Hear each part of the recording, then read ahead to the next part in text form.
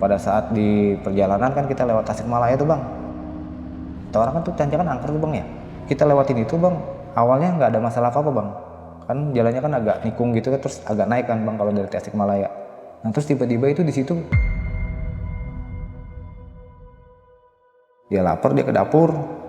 Nah di situ dia melihat teman saya lagi masak. Akhirnya dia bilang gini kan ke teman saya, bro sekalian dong. Orang yang ditegur sama dia itu diem aja, nggak ada ekspresi apapun, nggak nengok, nggak apa gitu kan. Nah pada saat dia balik badan, ternyata teman saya yang lagi masak itu ada di belakang dia.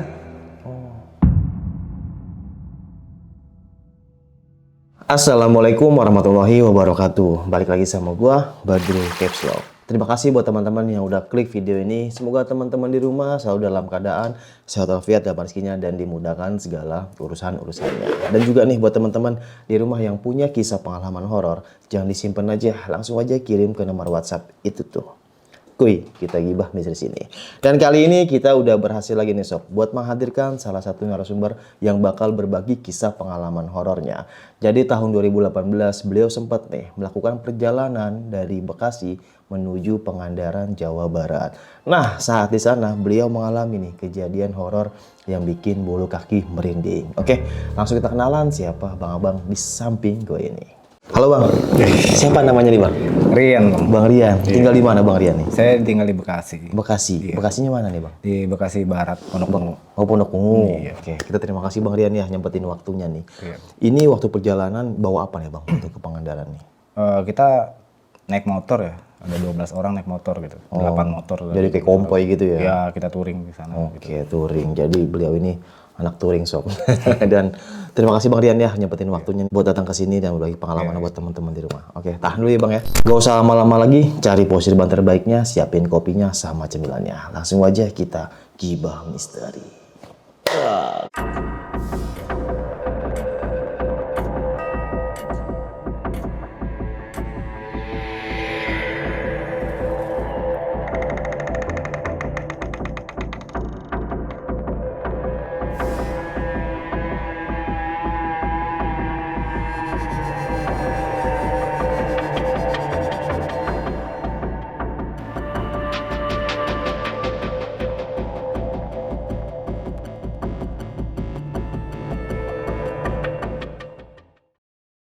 Gimana ya Bang Rian, kisah pengalaman ini Bang? Kami tuh punya komunitas motor gitu kan, satu bengkel, satu mekanik gitu kan. Dan salah satu teman kami itu ada yang ulang tahun ceritanya. Jadi dia mau merayakan hari ulang tahunnya dia lah gitu. Iya, iya. Dan kita cari beberapa tempat, akhirnya kita sepakati kita pilih Pangandaran. Waktu itu kita berangkat 12 orang dengan 8 motor. Gitu. Jam 8 pagi kita berangkat, ya rute yang biasa kita lewatnya tuh ya kayak Cikarang, Kerawang, Cikampek sampai Bandung, terus tembus ke Tasik gitu kan. Ya selama perjalanan sih karena kita rame-rame gitu ya, nggak ada kendala apa-apa gitu, biasa aja gitu kan. Dari jam 8 pagi kita sampai di Pangandaran itu jam 7 malam. Oh, jam 7 malam? Iya, jam 7 malam. Hampir 12 jam berarti ya? Ya, karena waktu itu kita jalan santai ya. Jadi nggak dikejar waktu atau apapun lah gitu. Ya menikmati perjalanan lah, karena kan kalau udah masuk Bandung itu kan suasana pegunungan gitu kan. Terus kita masuk Garut juga kan dengan tanjakan dan turunan yang ibaratnya kalau dibuat pakai motor itu kan Asik banget asik ya? gitu. Jadi serasa kita tuh kayak bener-bener merasakan vibes touringnya gitu loh. Oke, adventure banget lah pokoknya. Iya, adventure banget lah gitu. Villa itu kita dapat nomor itu dari teman gitu. Jadi kita hubungin ke nomor tersebut, kita janjian jam 7 malam kita sudah di villa gitu kan. Awal ngelihat dari luar sih posisi villa itu berada benar-benar dekat bibir pantai. Awal masuk sih dari luar villa tuh terlihat bagus ya. Jadi villa itu berbentuk kayak rumah kayu gitu. Terus kita ketemu dengan penjaga villa itu, umur tuh sekitar 60-an lebih lah. Udah tua ya? Ya, 60-an lebih gitu. Penampilannya tuh kayak orang-orang Sunda. Jadi dia pakai kaos oblong putih, terus sarungnya diselempangin, terus dia juga pakai ikat kepala gitu loh. Ya mungkin karena budayanya orang Jawa Barat seperti itu kali ya. Masuk gerbang itu antara sebelum masuk dan setelah masuk itu terjadi perubahan suasana di situ. bukan cuma saya ya, tapi 12 orang itu merasakan sesuatu hal yang berbeda. Kayak saya tuh, pundak saya tuh berat. Dan beberapa teman saya juga ada sampai yang keluar keringet dingin gitu loh. Yang nih Bang Rian, 12 orang ini cowok semua atau ada ceweknya Bang? Cowok semua, Oh cowok semua. cowok semua. Oke. Setelah penjaga villa itu memberikan kunci, penjaga villa itu cuma bilang jaga sikap. Dari situ saya memperhatikan wajah dari penjaga villa itu ya Pak. Penjaga villa itu matanya itu seperti orang katarak. Di mana tuh? Iya, jadi kalau orang katarak itu kan retina matanya itu kan agak gelap gitu ya. Oh iya kayak gitu ya. Iya, cuma memiliki tatapan yang tajam. Pada saat itu ya saya anggap ya mungkin bapak itu memang seperti itu kali karakternya gitu kan. Setelah dia bilang jaga sikap, ya sudah dia pergi begitu aja. Setelah dia menerima uang pembayaran villa dari kami gitu kan. Setelah penjaga villa itu pulang kan, keluar kan gitu, kita di situ kita kumpul di ruang tengah. Karena memang ruang tengah itu memang lebih luas lah dibanding ruang yang lain gitu kan. Berawal dari situ, teman saya waktu itu ceritanya mau mandi. Villa itu kan 2 lantai. Kamar itu ada 5. Kamar itu ada 5, kamar mandinya yang di bawah itu ada 2. Gitu. Terus yang di atas itu ada 1. Kamar tidurnya itu di bawah ada 3, yang di atas itu ada 2. Nah, teman saya ceritanya mau mandi. Dia ngetok pintu kamar mandi. Karena di situ dia merasa ada yang mandi nih di dalam. Setelah dia ketok, dia tanya, ada yang mandi nggak nih? Nggak ada jawaban dari dalam. Nah terus dia bertanyalah ke teman-teman yang di ruang tengah, ada yang lagi mandi nggak? Nggak ada, kita semua itu di ruang tengah itu ya sedang istirahat dan sibuk main handphone masing-masing. Kayak gitu. Akhirnya penasaran kan, karena yang mau mandi kan juga banyak gitu loh. Karena kan kita berpikir 12 orang nih cuma 3 kamar mandi, ya mandi kan harus gantian gitu kan. Jadi akhirnya ada teman juga yang mau mandi juga, dan ternyata di situ memang benar seperti ada yang mandi di dalam kamar mandi. Nah dari situ kita mencoba untuk mendobrak pintu kamar mandi itu, karena kan posisinya itu seperti terkunci dari dalam ya gitu. Akhirnya kita dobrak nih pintu kamar mandi itu. Jadi pas kita dobrak itu pintu kamar mandi, ternyata itu nggak terkunci. Padahal di kamar mandi itu bak airnya pun juga kosong, nggak ada apa-apa, dan lantai kamar mandi juga kering. Gitu. Kita coba ke kamar mandi yang sebelahnya juga sama, seperti ada orang mandi. Terus kita coba dobrak lagi dan ternyata sama posisinya. Gila ya. Kosong juga gitu. Akhirnya ya udah, karena pintu kamar mandi sudah terbuka kan, ya kita mandi lah gantian gitu kan. Itu sekitar jam 9 malam itu kita sudah mulai masuk kamar masing-masing. Kebetulan saya di lantai 2 bertiga dengan teman saya kan. Yang kami gunakan itu kan 4 kamar. 3 di bawah, 1 di atas. Posisi kamar yang di lantai 2 itu kan 1 kosong. Pas sekitar jam 10-an lah gitu. Jam 10-an itu seperti ada orang ngobrol di kamar yang kosong itu. Dan saya tuh nggak bisa tidur kalau misalkan ada orang berisik ngobrol gitu kan. Nah akhirnya saya coba ketok. Siapa nih? Nggak ada jawaban dari dalam. Saya buka, posisi pintu seperti terkunci dari dalam. Nah, akhirnya saya tanya dong ke teman yang lainnya gitu kan. Ada nggak nih yang nempatin kamar? Mereka bilang nggak ada. Akhirnya kita dobrak dong kamar itu gitu kan, karena kita khawatir ya, karena itu bukan wilayah kita, bukan tempat kita kan, takutnya nanti ada orang jahat atau apalah gitu kan. Akhirnya setelah itu pintu kita dobrak, posisi tempat tidur ternyata masih rapih, bersih, dan nggak ada orang sama sekali di situ. Jadi terlihat itu di dalam kamar itu sekitar ada, kalau kita ini ya ngobrol itu mungkin ada sekitar 4 orang lah ngobrol di dalam kamar itu, padahal sama sekali nggak ada orang pada saat kita buka pintunya. Kita buka paksa pintunya waktu itu, kita dobrak. Ya sudahlah, kita coba istirahat lagi gitu kan. Akhirnya pas jam 1 malam, teman saya ini lapar. Dia mau bikin mie instan kan gitu. Dapur kebetulan di bawah. Sebelum dia menuju dapur, jadi di dapur itu terlihat seperti ada orang lagi masak. Dan ternyata pada saat dia sampai di dapur, posisi dapur juga nggak ada siapa-siapa. Kosong, dan posisi dapur pun rapih. Akhirnya karena dia mungkin sudah lapar ya, dia bangun teman saya yang satunya kan. Dia minta ditemenin untuk masak mie instan itu. Nah posisi Bang Rian waktu itu? Saya posisi sudah tidur pulas. Oh udah tidur. Udah tidur pulas waktu itu. Setelah mereka masuk itu sekitar 2:30 malam, kami itu mendengar suara orang rame, kayak orang kumpul-kumpul di dalam ruang tengah, kayak orang satu keluarga lah gitu, lagi kumpul gitu, bercengkrama mereka gitu. Padahal nggak ada siapa-siapa. Semua orang itu benar-benar istirahat total gitu. Jadi karena kita dengar suara-suara ribut kayak gitu kan, saya berpikirnya ya udahlah biarin aja lah, mungkin orang lain atau siapalah itu. Tuh, kita udah capek, besok kan masih ada aktivitas lagi gitu. Ya udah kita benar-benar istirahat lah, manfaatin waktu gitu kan. Jadi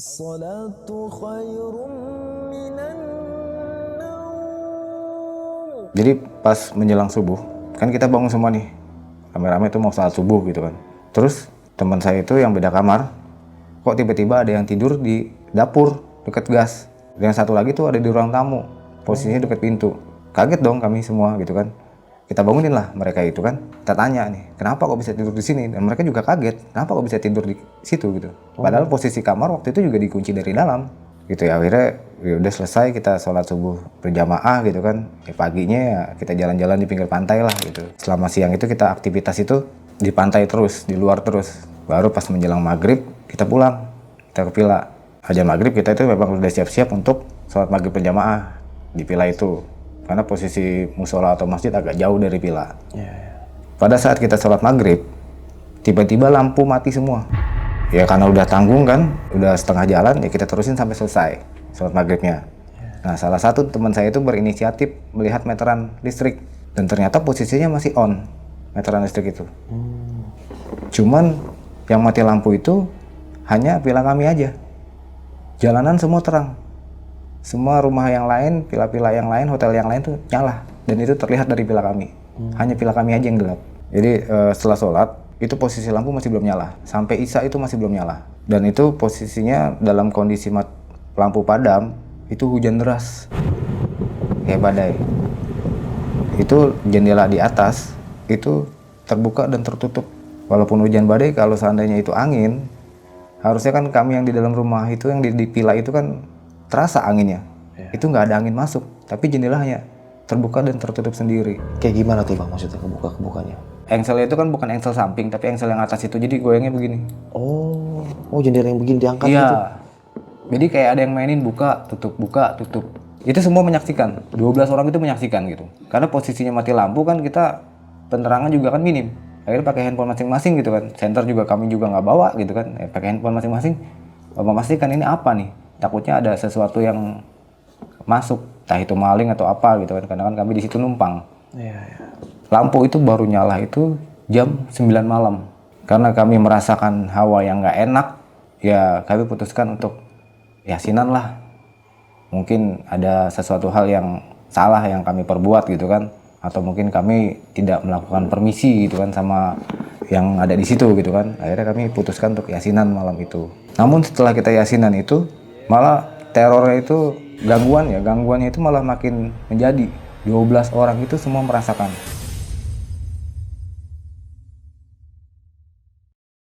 Jadi setelah yasinan itu, karena saya capek banget gitu, saya ngantuk, akhirnya saya tidur duluan. Nah sekitar jam 11 malam itu teman saya juga pada masuk kamar kan, tidur mereka bareng. Terus tiba-tiba kaki saya itu ditarik dari atas tempat tidur. Saya kaget dong, karena teman saya itu 2 orang itu tidur pules. Saya yang ditarik sampai jatuh ke bawah. Teman saya itu pun sampai kaget, kok bisa? Dipikirnya saya ngigo gitu kan. Saya ditanya sama teman saya, kamu kenapa? Jatuh bang, saya bilang gitu kan. Kok bisa? Katanya. Ya nggak tahu bang gitu. Ya akhirnya ya udahlah gitu. Kami putuskan untuk melanjutkan tidur lagi gitu. Nah, ada teman saya yang di kamar lantai 1, dia itu tidur juga. Terus yang temannya yang 2 itu masih main game di HP. Dan itu disaksikan sama temannya, tiba-tiba teman saya yang tidur itu melayang sekitar seginilah. Oh, kayak terbang gitu? Iya. Terus kaget dong. Akhirnya semua itu dibangunin dong sama temen yang satu kamar itu kan. Jadi pas saat kami datang semua gitu kan, ya posisi udah normal lagi dia. Posisi tidur seperti biasa. Akhirnya kita bangunin dong, kita tanya gitu. Kenapa? Kok bisa terbang? Dia pun nggak sadar, dia tidak merasakan bahwa dia itu terbang. Dia tidak merasakan bahwa dia itu melayang di tempat tidur. Ya dia cuma bilang, ya saya tidur biasa kok. Ya sudahlah, kita balik lagi ke kamar kan sama bang gitu kan.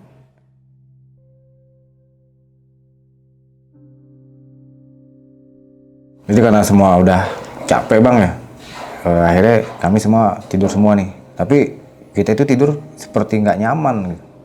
Kita itu tidur seperti merasa ada yang mengganggu gitu loh. Dan kita itu tidur jadi merasa ketakutan gitu, berpikir jadi kayak ini bakal terjadi apa lagi nih. Tadi saya, terus teman saya, terus yang lainnya apa nih gitu. Kayak gitu. Dan teman saya itu karena mungkin saking takutnya dia itu nggak berani tidur, akhirnya nonton TV di ruang tengah. Karena dia lapar kan, Dia itu udah malam juga, sekitar jam 2 malam bang. Dia lapar, dia ke dapur. Nah di situ dia melihat teman saya lagi masak. Akhirnya dia bilang gini kan ke teman saya, bro sekalian dong. Orang yang ditegur sama dia itu diem aja, nggak ada ekspresi apapun, nggak nengok, nggak apa gitu kan. Nah pada saat dia balik badan, ternyata teman saya yang lagi masak itu ada di belakang dia. Dia nengok lagi ke dapur, posisi dapur bersih bang, nggak ada apa-apa. Oh, yang tadi mirip itu? Nggak ada, hilang. Oh, gila. Dan kompor pun mati bang posisi, nggak ada panci, nggak ada apa-apa di situ. Teman yang itu nanya, lu kenapa? Nah teman saya jawab dong, lah bukannya lu tadi masak mie? Enggak, gue baru nyampe dari atas gue, dia bilang gitu. Di situ mereka berpikir siapa lagi nih, gitu kan? Ada apa lagi nih? Akhirnya bangunin beberapa teman gitu kan buat nemenin mereka masak ya. Dari situ kita nggak tidur lagi bang sampai pagi. Nah selama kita tinggal di villa itu ada nih bang, di malam kedua itu ya, yang pas mati lampu itu ya, itu ada sosok bapak-bapak duduk di gazebo. Posisinya itu ngeliatin villa kita. Karena posisi mati lampu nih bang, kan kita pengen nanya lah gitu, ini kenapa mati lampu gitu loh. Karena posisinya kan remang-remang tuh bang, gelap kan villa kita. Cuman di luar itu posisinya terang bang, karena ada lampu jalan kan. Jadi kelihatan tuh kalau ada orang lagi duduk di gazebo. Gitu kan, kita lihat dari jendela tuh bang. Kita samperin tuh sama teman saya kan. Pas disamperin, itu nggak ada orang bang. Tapi pada saat kita lihat di jendela itu ada. Jadi kita ngeliat orang itu tuh ada 4 orang bang. Yang satu itu keluar mau nyamperin, mau bertanya kenapa ini villa mati lampu. Ternyata pada saat disamperin itu nggak ada. Dan kita lihat dari jendela pun nggak ada orang itu. Kalau emang orang itu bener orang kan kelihatan ya bang, dia pasti jalan gitu kan. Tapi ini bener-bener nggak kelihatan orang itu perginya kemana.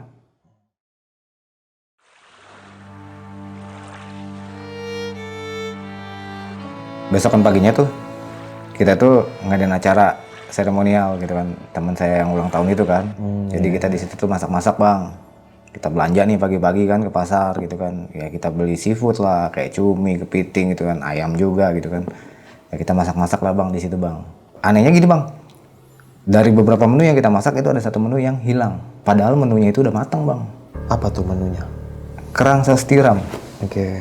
Jadi kita masak nih, karena ada 4 menu ya bang ya. Ada cumi saus padang waktu itu, kita beli cumi, kita beli udang, kita beli kerang gitu kan, kita beli ayam gitu kan. Nah kerang ini bener-bener hilang bang. Kita itu beli kerang itu waktu itu 5 kilo bang. Sama sekali tuh nggak ada sisanya itu, hilang. Dan hilangnya itu kalau sama panci-pancinya mungkin ada yang ngambil ya gitu. Tapi ini posisinya pancinya itu masih ada bang. Dan bekas masakan kerang itu masih ada. Cuman kerangnya itu yang udah nggak ada bang. Itu terjadi di siang hari bang, sekitar jam 1 siang lah kita selesai masak itu. Nah di situ kita saling tuduh kan, akhirnya karena menu satu itu hilang gitu kan.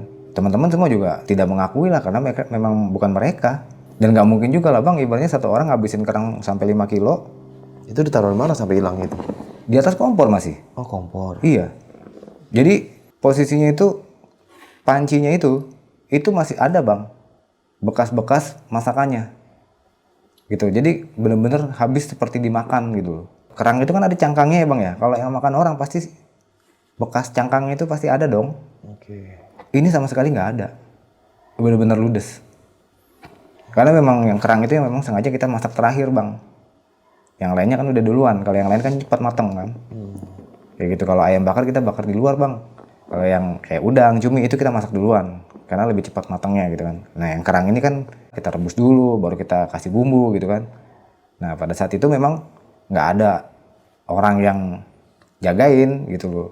Karena ya itu kan tinggal direbus aja, dicampur bumbu gitu kan. Akhirnya pada saat udah waktunya kita mau angkat, dan ternyata itu nggak ada. Posisi panci pun masih dalam keadaan tertutup. Ya, jadi kita anggap ya udahlah gitu. Memang bukan rezekinya kali makan kerang gitu kan. Udahlah nggak kita anggap lah itu kerang gitu kan gitu ya. Kita makan yang ada aja lah gitu kan. Ya akhirnya kita makan bareng-bareng gitu kan. Nah terus sampahnya juga kita kumpulin gitu kan. Kita taruh di tempat sampah kan gitu.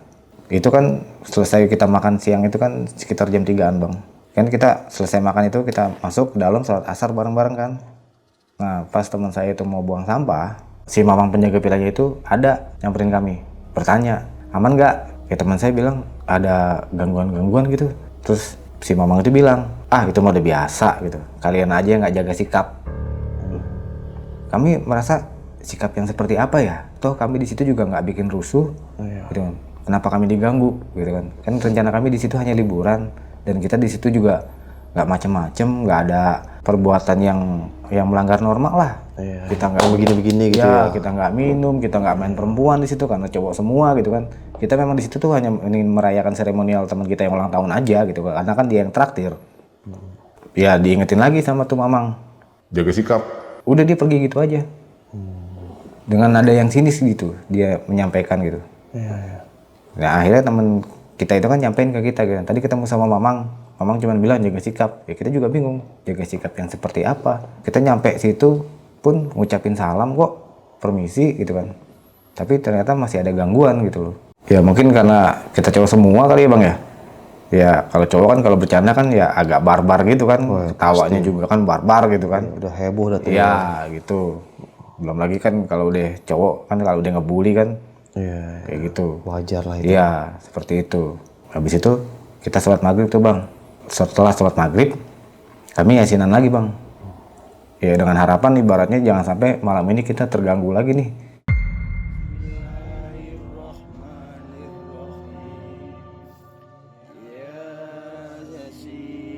Jadi di situ setelah maghrib kita yasinan bang. Kita bacain doa yang ulang tahun gitu kan. Terus kita baca doa buat diri kita masing-masing gitu kan. Ya supaya kita diberikan keselamatan lah gitu loh. Karena biar bagaimanapun ini kan bukan tempat kita. Kita di sini hanya numpang.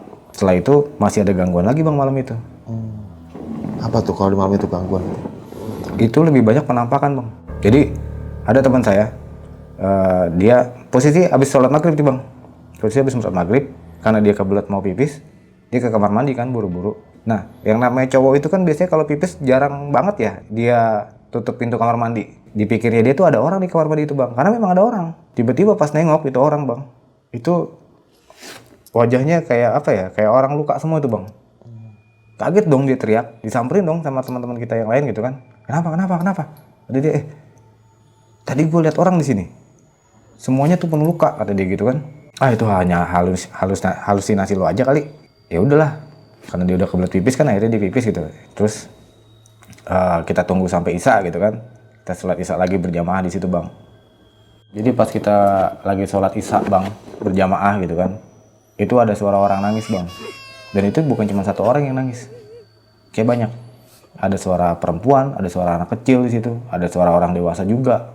Ya karena kita merasa ya udahlah ini udah tanggung dalam posisi sholat gitu kan. Akhirnya kita selesaikanlah itu sholat. Nah setelah selesai sholat itu suara masih ada bang. Penasaran dong kita cari.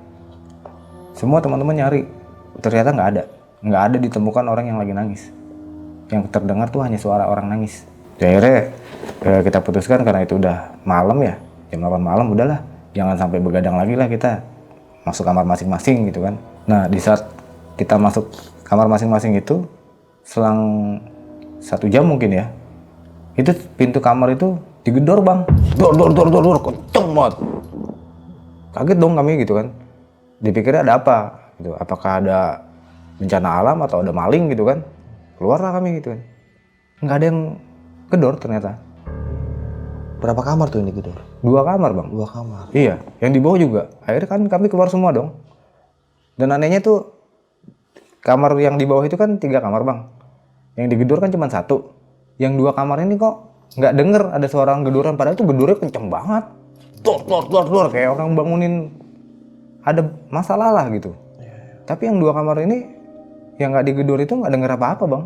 Jadi teman kami yang di bawah itu nanya ke kamar sebelah, tadi gedor nggak? Nggak ada suara orang gedor pintu, nggak ada suara orang ketok pintu. Tuh ya udah akhirnya kita masuk lagi nih, mencoba untuk tidur lagi, masih merem-merem ayam gitulah, belum pules-pules banget gitu. Jadi saya kedengaran tuh orang nangis bang, perempuan. Saya dengerin. Akhirnya saya penasaran dong, saya keluar. Saya cari-cari itu orang nangis gitu kan. Nggak ada bang. Saya tanya sama teman saya, dengar nggak suara orang nangis? Enggak. Akhirnya saya coba untuk tidur lagi kan. Nah setelah itu kedengaran bang suara lonceng. Penasaran dong saya. Saya keluar sampai ke bawah tuh bang. Sampai ke ruang tengah, ruang depan itu kan. Nggak ada apa-apa. Akhirnya saya naik lagi.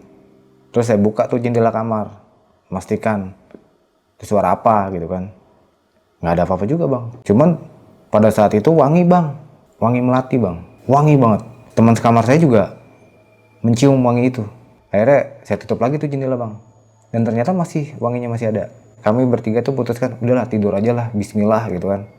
Mudah-mudahan malam ini nggak terjadi apa-apa nih sama kita gitu kan. Dan ternyata pada saat kami baru tidur, mungkin baru 1 jam kali ya bang ya, rumah itu seperti bergetar bang, padahal nggak ada gempa. Maksudnya abang berasa goyang-goyang gitu? Iya, saya juga teriak-teriak gitu kan, woi bangun bangun bangun bangun, ini gempa gempa gitu kan. Saya juga bangunin teman saya gitu kan, ya mereka juga merasakan, tapi mereka juga takut untuk bangun gitu. Cuman akhirnya saya beranikan diri untuk bangunin mereka daripada gempa beneran kan bang. Akhirnya keluar tuh semua, tuh kita cek dong keluar villa, dan ternyata jalanan sepi bang, nggak ada satupun orang keluar. Jadi kita tuh merasakan bahwa gempa itu cuma ada di villa kita, yang lain tuh enggak. Kan villa kita tuh terbuat dari kayu ya bang ya, jadi getarannya tuh kan berasa banget. Karena nggak ada apa-apa, kita balik lagi tuh ke dalam villa gitu kan. Jadi setelah gempa itu bang, kita ngumpul semua tuh bang di ruang tengah itu di bawah. Karena itu udah jam 3 subuh ya, kita nunggu azan subuh kan. Iya, tanggung ya tidur Tanggung, lagi ya. mau tidur lagi. Nah cuma di situ suara orang nangis semua kedengeran. Kita bingung dong, kok ini siapa lagi nih yang nangis nih. Suara tangisnya tuh kayak orang mendapat siksaan gitu loh bang. Kita coba cari-cari semua tuh, coba untuk mencari gitu kan sumber suara itu, suara tangisan itu dari mana. Kita pengen tahu gitu loh. Sampai azan subuh pun nggak ketemu. Suara tangisan itu kedengeran sih nggak lama bang. Tapi banyak bang suara tangisan, apa cuma satu suara aja? Banyak bang, mungkin ada sekitar 10 orang kali yang nangis itu. Dan itu bukan cuma perempuan, kayak suara anak kecil nangis, suara orang dewasa juga nangis, cowok gitu. Gak lama setelah itu kan azan subuh bang, kita akhirnya sholat bareng di situ, sholat jamaah di situ kan. Ya kita juga berdoa di situ kan, minta perlindungan lah supaya nggak terjadi apa-apa lagi lah gitu setelah kejadian yang gempa itu. Padahal itu gempa itu cuma ada di villa doang, villa kita doang yang merasakan gitu. Jadi setelah sholat subuh bang, kita mencoba untuk tidur lagi bang. Karena kita udah semalaman tuh kan nggak bisa tidur kan. Kita merasakan gangguan-gangguan yang ibaratnya nggak masuk akal lah gitu kan. Kita coba untuk tidur lagi.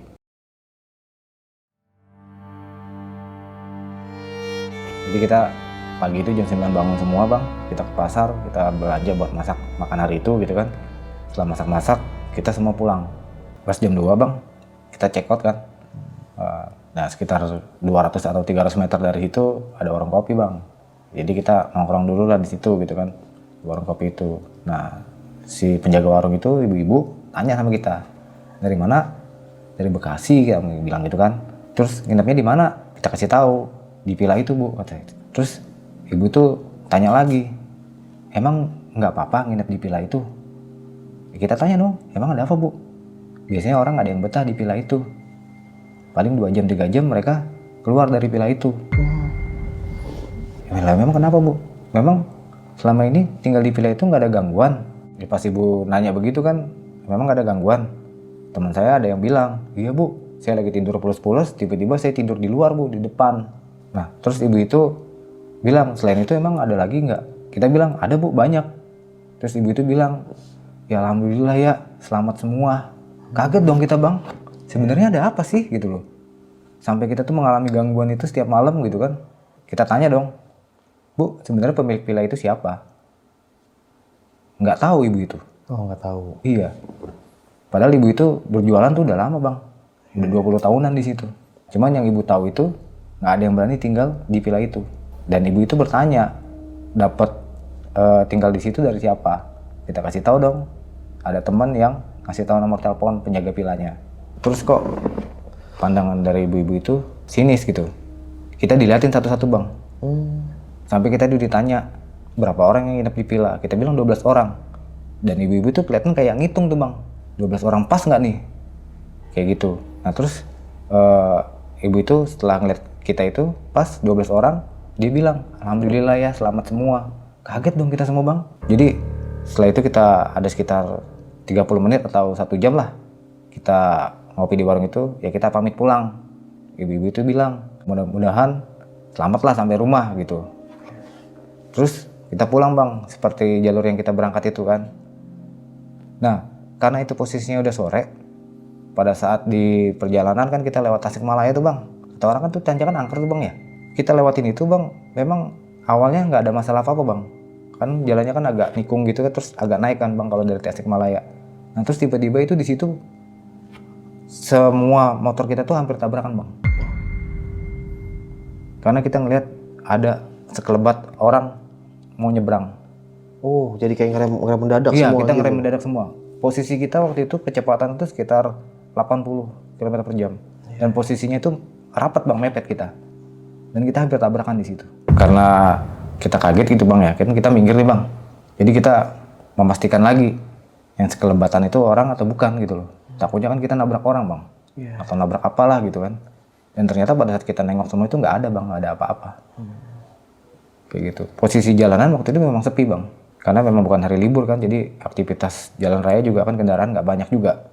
Setelah itu ya kita bismillah berangkat lagi kan. Ya, akhirnya kita nyampe rumah nih bang, Bekasi gitu kan, masih pulang masing-masing lah. Alhamdulillah selamat semua lah gitu bang ya.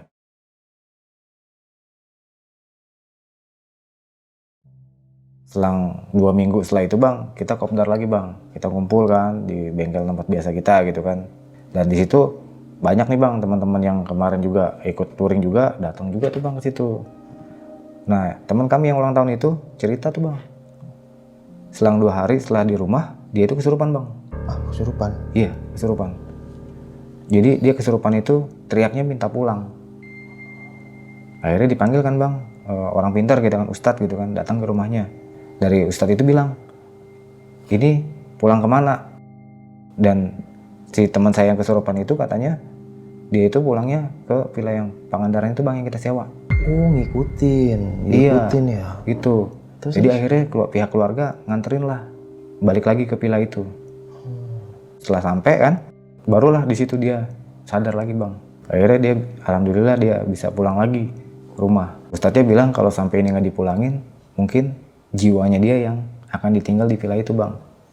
Kata ustadz gitu. Kata ustadznya gitu. Dan si ustadznya itu cerita bang, bahwasanya itu di situ memang banyak jiwa-jiwa orang yang diambil di villa itu bang. Ya alhamdulillah ya kita semua itu selamat sampai tujuan, sampai rumah gitu kan. Nggak ada terjadi apa-apa, walaupun teman kami yang ulang tahun itu juga sempat kesurupan gitu kan. Ya alhamdulillah bisa dikembalikan gitu loh bang. Semuanya selamat gitu. Dan itu jadi pengalaman yang nggak terlupakan lah bang sampai sekarang. Gila ya, serem banget ya. Dan meninggalkan trauma juga bang. Sampai sekarang saya belum ke Pangandaran lagi bang. Terakhir yang ke villa itu saya belum pernah balik lagi ke situ bang. Karena apa ya, masih merasakan trauma gitu kan. Saya berpikirnya teman saya aja hampir diambil nih jiwanya gitu loh. Apalagi yang lain gitu kan. Ya alhamdulillah kita nggak terjadi apa-apa gitu. Nah nih Bang Rian, pas pulang ke Bekasi gitu ya. Nah kan berarti 4 hari 3 malam di situ ya Bang ya? Iya. Nah itu abang sempat ketemu lagi gak Bang sama penjaga villa itu tuh yang bapak-bapak umur 60 tahun itu? Iya bang. Sempat ketemu? Sempat ketemu lagi. Kan kita balikin kunci bang. Oh. Gitu. Dan si bapak-bapak itu tanya, gimana? Ada kejadian lagi nggak? Ya kami cerita dong kejadiannya gitu kan. Terus bapak itu bilang, makanya jaga sikap. Jadi sinis gitu loh bang, matanya tuh sambil melotot dia masih taunya. Makanya jaga sikap. Kita juga bingung sikap yang seperti apa. Ya udahlah kita terima aja lah karena memang kita di situ numpang kan sewa villa itu kan. Nah ini kan abang kan 4 hari 3 malam ya perjalanan tuh ya, liburan waktu itu nggak ada yang kerja Bang? Jadi sebagian teman saya itu waktu itu pengusaha bang. Oh Gitu. Termasuk yang ulang tahun juga pengusaha. jadi dia yang bisa ngatur waktu. Jadi ya. dia ngebosin bang. Party guys. Iya. Dan cerita kayak gini grogi gak sih Bang? Bukan cuma grogi bang, saya merinding ini. Merinding? Iya. Oke. Sampai pundak saya ini sakit sebenarnya. Oke. Nahan apa nih? berat bang. Ya, masih kebayang. Iya kejadian masih itu ya? kebayang. Karena meninggalkan trauma yang mendalam bang. Apa sosok yang dari sana datang ke sini? Menurut abang? Sepertinya iya. Oke. Kayak gitu. Karena sering Bang, habis cerita tamu-tamu sebelumnya gitu ya, cerita selesai, terus kesurupan gitu di belakang layar tuh, karena sosok yang dia ceritain itu datang ke sini mungkin gitu ya, ya bisa dibilang pengen eksis kali ya, Iya, gitu ya, mungkin. sosoknya itu, gila ya. Berarti Pangandaran tuh 12 jam Bang perjalanan. Perjalanan dari Hampir Bekasi, segitu ya. Iya 12 jam. Pangandaran tuh daerah mana sih Bang? Pangandaran itu daerah Jawa Barat bang. Jawa Barat. Pantai Selatan. Setelah itu Bang sempet touring lagi Bang ke daerah mana gitu? Ya kami touring lagi bang. ke Jogja. Gila Iya, ya, rider tapi banget ya. kita nggak ke pantainya. Oke. Kita cuma ke Malioboro aja. Oh, Malioboro. Iya. Iya. Emang kalau touring itu nggak capek bang? Maksudnya angin gitu kan, ngantuk gitu kan? Ya sebenarnya rasa capek dan lelah touring itu terbayarkan sih bang. Kepuasan tersendiri dengan kita melihat pemandangan secara langsung kalau naik motor gitu kan. Iya sih benar. Cuman kan saya kadang kalau ngelihat orang touring ngeri juga bang. Kan kompo itu ya. Iya. Set. Yang kejadian yang Anies Kelibat itu ngerem mendadak, belakang ngikut kan takutnya kan. Iya. Seremnya di situ tuh sekarang ada touring tuh. Apalagi yang motor-motor Harley ya, buset lah. Yang motor gede ngebut-ngebut lagi. Iya, Mana ada bronjong-bronjong di samping. Iya, gitu. sampingnya. Depan nyungsep, belakang beruntun ngerinya gitu ya. Iya. Dan kalau touring itu pakai SIM bang, bawa SIM. Ya kita komplit Bawa ya? surat. Iya. Nah, surat izin mencintaimu. Iya, bercanda teman-teman. Oke, untuk sekian nih kisah pengalaman yang jalan sama Bang Rian ini. Bisa kita ambil segi positifnya, buang jauh-jauh negatifnya. Jadi buat teman-teman nih yang melakukan perjalanan, jangan lupa baca doa dan selalu ibadah dan tetap safety ya. Pakai helm, pakai jaket, pakai sepatu gitu kan. Karena di jalan kita nggak tahu ya seperti apa. Ya bener kata Bang Rian, rasa lelah itu bisa kegantikan dengan kebahagiaan atau ya namanya hobi ya kan. Susah dijelaskan. Kayak naik gunung, capek tapi udah hobi nikmat aja gitu. Bahkan anak touring pun sama, capek, ngantuk, hujan-hujanan, panas-kepanasan, tapi terbayar dengan rasa kepuasan gitu. Dan gokil sih pengalaman itu villa, wah back to nature kata Bang Rian itu. Nggak tahu artinya apa itu, kembali ke natural kali ya. Back kembali to natural apa? Apa Bang? Oke, sampai jumpa di kisah nyata. Wassalamualaikum warahmatullahi wabarakatuh. Bang, makasih banyak Bang Rian ya. Pengen nanya nih Bang, kalau naik motor dari Bekasi ke Amerika berapa jam Bang? Wah, bukan jam lagi ya, mungkin bulan kali. Dadah.